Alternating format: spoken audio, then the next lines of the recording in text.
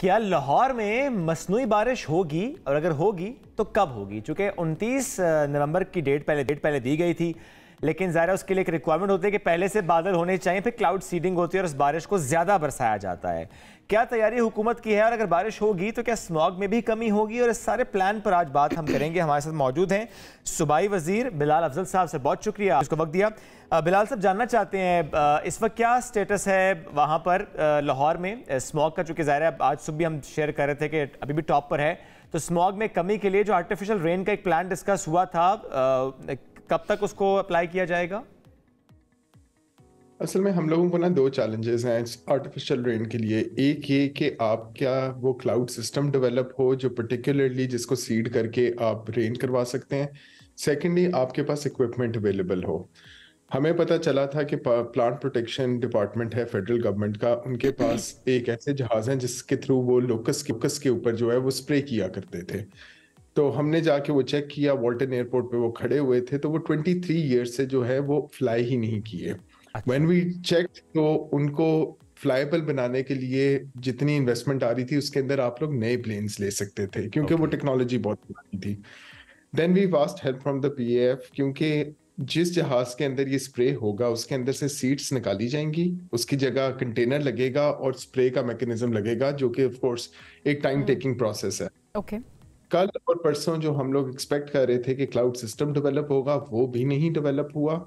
And हमसे time लिया है 4 वीक्स का, कि 1 महीने के अंदर हम लोग पंजाब हुकूमत रेडी हो जाएगी फॉर आर्टिफिशियल रेन।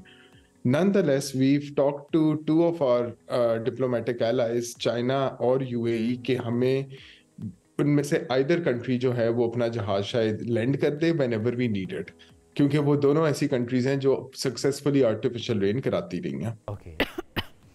ठीक है। अच्छा बिलाल साहब, अब जाहिर है इसमें काफ़ी सारे एक्सपेंसेस भी इन्वॉल्व हैं, तो टोटल मसनूई बारिश बरसाने के लिए कितना खर्चा आता है एक्सपेक्टेड, और इससे कितने % चांसेस होते हैं कि स्मॉग में कमी आ जाएगी, और कब तक इसकी ड्यूरेशन रहती है? अगर आपके पास प्लेन हो तो कोई बड़ा खर्चा नहीं है। सिर्फ ये है कि आपका एक प्लेन जिसका असल मकसद लोगों को फ्लाई करना है, उसका आपको मकसद चेंज करना पड़ता है और उसके अंदर आपको ड्रम वगैरह फिट करना पड़ता है। फ्लाइंग के अंदर सिर्फ जितना आपकी कॉस्ट आती है, यूजुअली फ्लाइंग के अंदर सिर्फ पेट्रोल की कॉस्ट आती है, पायलट की सैलरी आती है। इसके अलावा क्योंकि जो सॉल्ट आप इसके ऊपर करते हैं वो बहुत एक्सपेंसिव नहीं है। अच्छा। सोडियम क्लोराइड भी यूज होता है which is the regular table salt, और सिल्वर आयोडाइड भी यूज होता है। सिल्वर आयोडाइड जो है, हमारे एक्सपर्ट्स जो है वो कह रहे हैं कि हमें अवॉइड करना चाहिए फॉर लाहौर, क्योंकि silver iodide can be an irritant for skin. So जहां इतनी डेंस पॉपुलेशन होती है तो उसके ऊपर फिर कोशिश करते हैं कि सोडियम क्लोराइड यूज करें, इवन दो उसकी सक्सेस रेशो जो है वो सिल्वर आयोडाइड से कम है। आपने कहा कि डिप्लोमेटिक चैनल्स का भी इस्तेमाल किया जा रहा है, जिसमें चाइना भी है और यूएई भी है, तो रिस्पांस क्या आया अभी तक चाइना और यूएई से? हम इंशाल्लाह नेक्स्ट वीक जो है वो कैबिनेट कमेटी ऑन स्मॉग, जो सीएम साहब खुद लीड करते हैं, वो मीट करेगी और इसके ऊपर डिसीजन लेगी, क्योंकि प्रपोजल आएंगे विद द कॉस्ट कि हमें कितना कॉस्ट करेगा ईच प्रपोजल। वो हमारी टीम जो है वो उनके साथ इन कम्युनिकेशन है। Both of them are very willing, but it is just gonna be based on whether it is available. क्या, क्योंकि आपको पता होगा कि दुबई के अंदर भी लास्ट वीक जो है मसनूई बारिश उन्होंने कराई है, तो उनका भी ये प्रोसेस चल रहा है। तो that's the only challenge right now, but otherwise हम लोग सिर्फ ये डिस्कस कर रहे थे, जो अभी करंट इंटरिम गवर्नमेंट है, कि स्मॉग हमारा हर साल का मसला है। क्यों ये पिछले 10 सालों के अंदर या 15 सालों के अंदर किसी हुकूमत ने कोशिश नहीं की कि वो आर्टिफिशियल रेन करा ले? क्यों आके एक हुकूमत जिसका काम पॉलिसी मेकिंग नहीं, डे टू डे रन करना है, we talking about these things.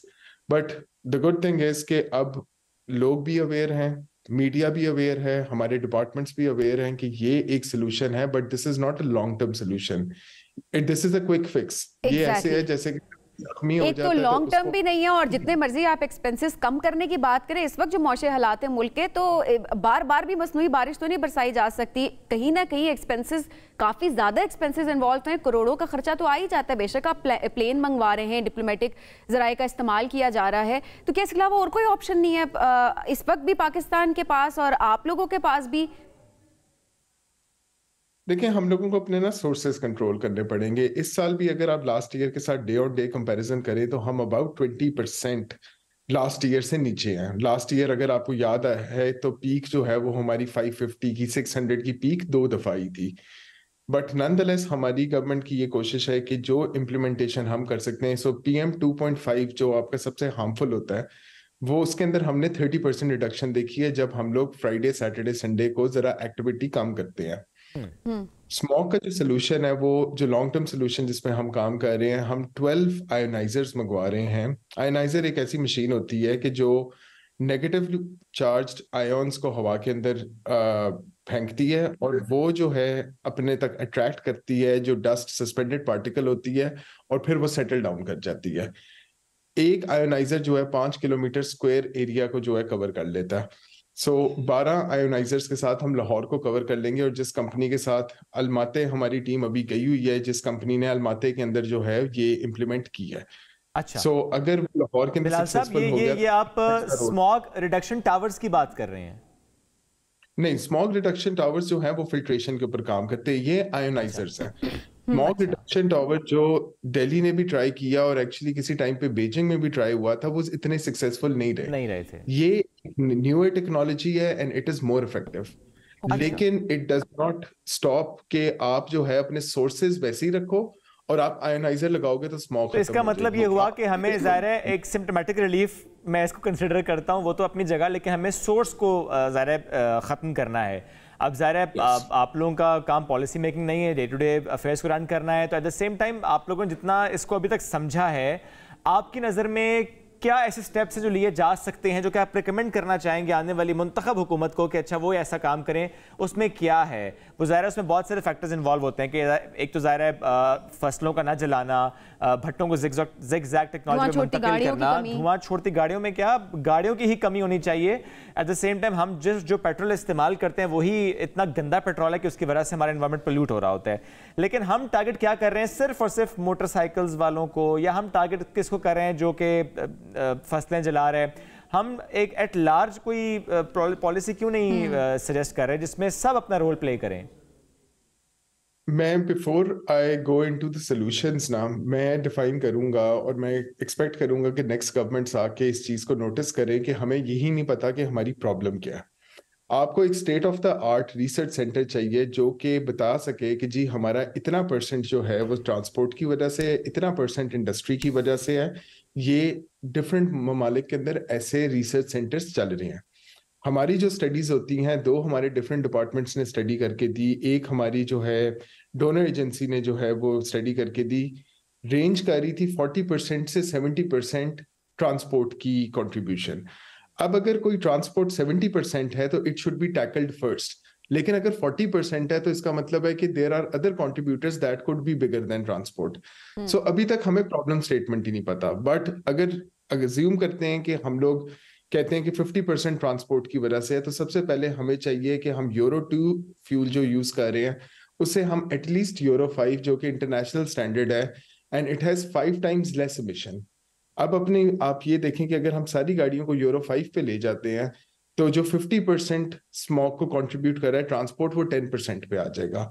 इसमें आपने अभी धुआं छोड़ने वाली गाड़ियों का लॉकडाउन की बात नहीं की, बट ये आपको रिफाइनरी लगानी पड़ेगी इसके लिए, which is an expensive proposition. इसके अलावा आपका फ्यूल थोड़ा सा एक्सपेंसिव हो जाएगा। These are hard decisions, but decisions मेरा ख्याल है कि जो नेक्स्ट लेना बहुत जरूरी है, क्योंकि डिसीजंस अगर ना लिए गए तो उसके बाद यही हालात होंगे जो कि आज लाहौर के हालात हैं। नाजरीन, हम बढ़ेंगे एक ब्रेक के जाने। बिलाल साहब हमें ज्वाइन करने के लिए